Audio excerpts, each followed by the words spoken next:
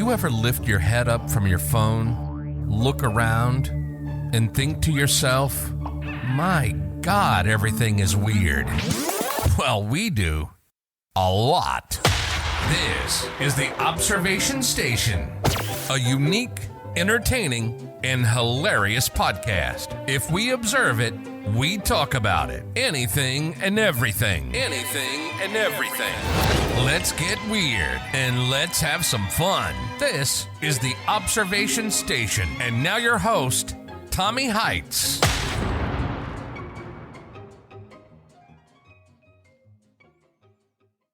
Welcome to the Observation Station, the show where we dive into the unexpected, the unexplored, and the downright bizarre sides of life. I'm your host, Tommy Heights, and today we're taking on the ultimate fantasy, winning the lottery.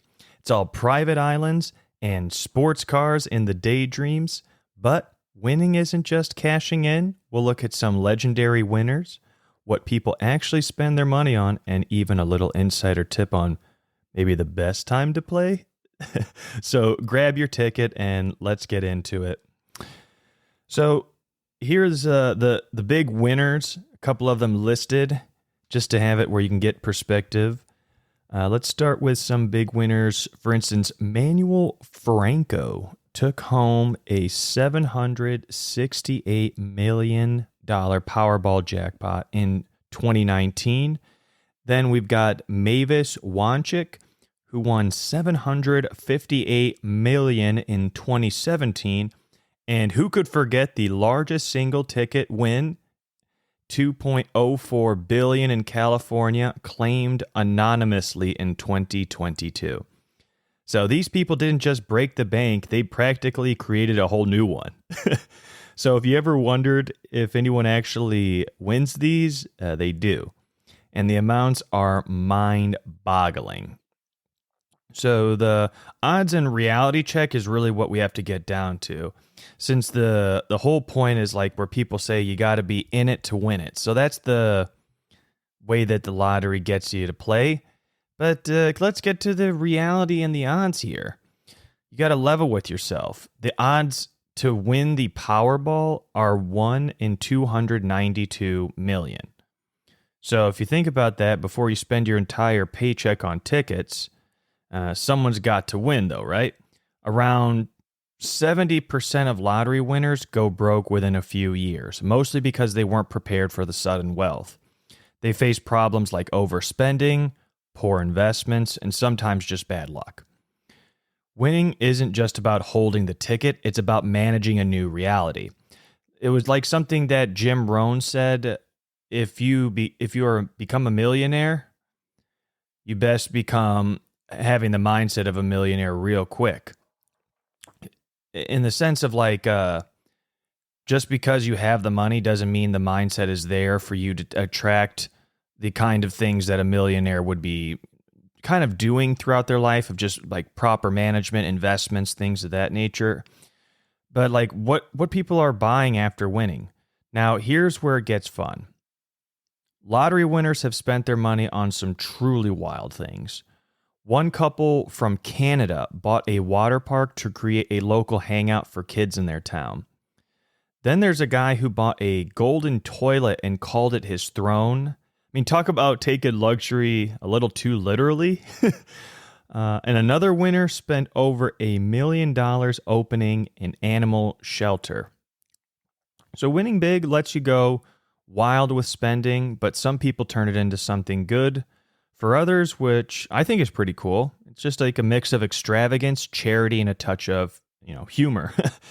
So is there a best time to play, like I mentioned at the start? I mean, let's tackle one of the most popular questions. Is there a best time to play the lottery? Statistically, lottery jackpots get bigger over time if nobody wins, so playing when the prize is high increases the hype, which the number of people buying tickets then goes up. So in a way, your odds of winning are technically the same, but the payout might be higher if you hit during a big rollover streak. But remember, it's still about luck. So you can't game the system. Just play when you're feeling lucky. So let's pretend this. You win the lottery, you got the ticket, getting it cashed in. What are the first steps after winning? So if you find yourself holding that winning ticket, here's your play-by-play. Stay calm as best as you can, which is probably impossible. Secure the ticket by signing it and avoid shouting it from the rooftops. Set up a team of advisors, a lawyer, financial planner, and a tax expert, because there's no small payday.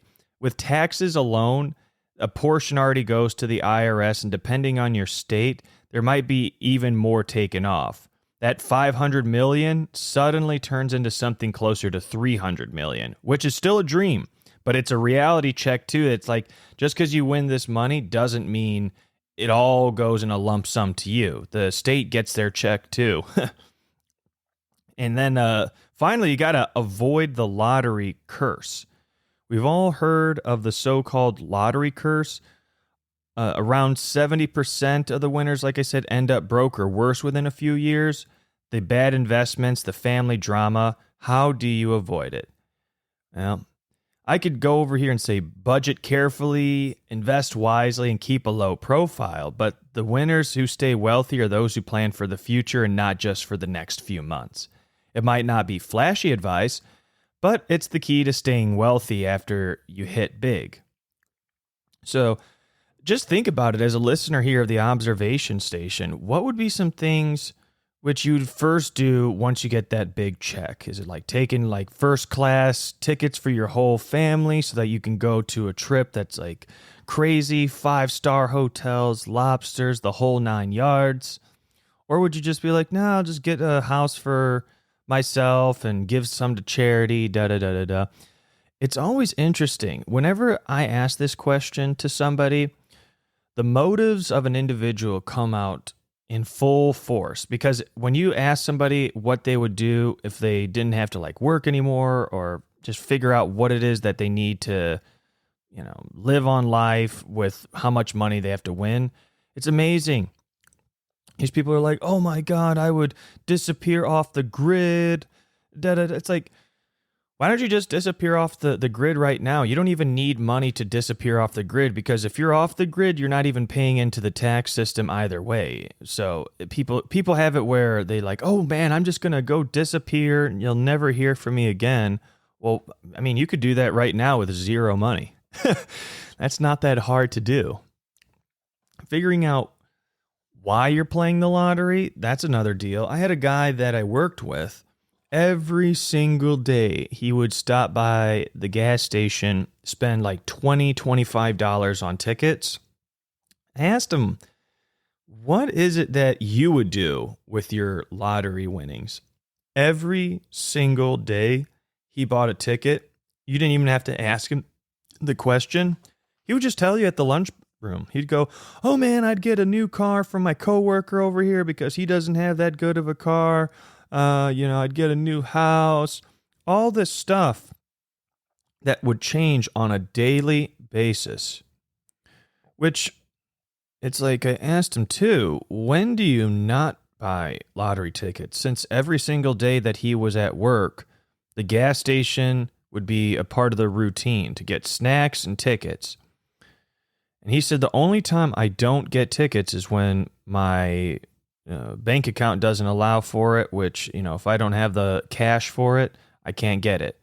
So he really bases it off of this is an investment to play the lottery every single day until he figures that it's going to be where the winnings are going to come in. Amazing. I cannot believe just some people, but it's how they tax the lower class in all reality is the lottery.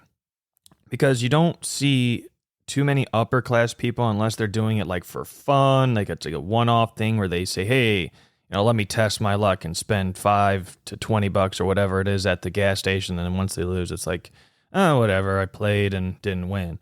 But some people think it's a statistical probability if they're playing for like years and years and years. It's like, I better have it where I don't miss out on that one time I can just change my whole life with this lottery winnings.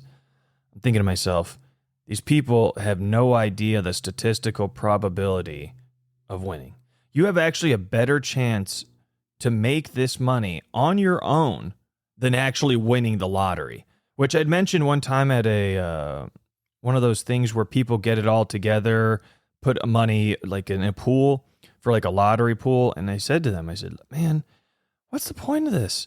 Even if we win, how many times would there be fights for all of the different splits of who gets the money here? It's kind of funny. Like, has anyone ever thought of, just in case, like, obviously a very, very unlikely, but I'm just thinking to myself, what would be the problem to say, you know, they got the winnings, how would you split it up? Almost it seems like you're throwing money just straight into the trash when you do these pool things. I mean, like, who's the authorized person that has the ticket? or like, even if they win, why would they tell you? It's all kind of different factors. But it's all speculation. So many people just say, hey, you know, once I win, I'm going to do da da da da da da da. It's like, all right, good luck. Keep on going. It's not something that you should be banking on, you know. But hey, look, if it gives hope to somebody, that's all that the lottery needs. It needs to have it where you have enough hope that you're going to win. It's just like the casinos. Keep on pulling that slot machine handle, and you just see, nope, nope, and you just keep going, keep going, keep going. Until it's like, well, you're out of money. Now you got to go to the ATM or get a loan or whatever it is to keep that thing going. The house always wins. You look around at these casinos, the beautiful marble, the ceilings, this, you know, all the beautiful things. You think they're just giving away money at these casino tables just to have it where they're like a charity? No, that's a business. This is not like, oh my gosh, you know, I feel like you're a good dad and everything like that. We're going to give you some extra money here when you're playing at the poker table or, you know, whatever it is, table. You know what I mean? Poker, maybe not so much, but like slot machines, like, oh, this guy, he's a good guy. Loosen up those slots. No, put the money in. The odds are terrible. And let's have fun because you're getting those dopamine hits from all the lights and sounds. Everything is just a business out here. How can we extract the most amount of money and have it where you keep coming back trying to get that fix?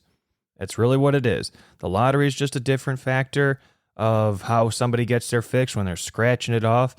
I kind of had it where it was becoming like a boring way because I was like, did I win or did I not win? I don't want to go through this hemming and hawing to look through the symbols. Did I get 2 cherries or, you know, 1 banana? I just scratch that QR code, and if it goes in there and it wins, it wins. If it doesn't, it doesn't. So that's what I just kept doing, was just scratching off QR codes, handing them over. This was years ago when I was younger. And it's like, everyone's like, all right, good. Don't need to worry about that. You know, just move on. One time I won like $100 off of it, where some guy in line behind me is like, man, if life was only like that, where you could just buy scratchers and win $100. Like, nah, I don't think that would be probably a winning strategy, my friend. So, all right. Thanks for tuning in. Next time on Observation Station, we'll be taking a cosmic turn. What would aliens think of us? From our obsession with social media to some of Earth's strangest records, we'll imagine life on Earth through an alien's eyes. Don't miss it. Until then, keep observing, keep dreaming. Hey, maybe just grab a ticket. You never know. All right, guys. Have a great weekend. Bye-bye. You've been listening to the Observation Station. We find everyday life and everyday situations hilarious. We hope you've enjoyed the show. We know we had a blast. Make sure to like, rate, and review. And be sure to tell a friend about the show. That would help too. See you next time on the Observation Station.